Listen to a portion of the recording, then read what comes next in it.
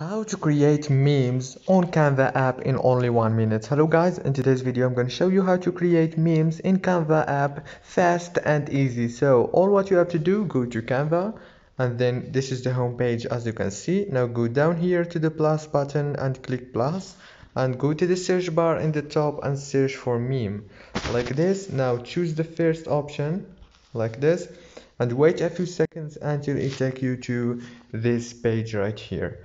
On this page you will find the templates of the memes that you want to make. Let's click on any of them. If you click it on it, just wait until it takes you to this page. Now you can change the text from here.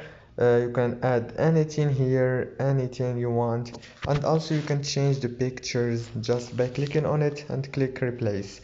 And after you finish, click here in the top corner and click download.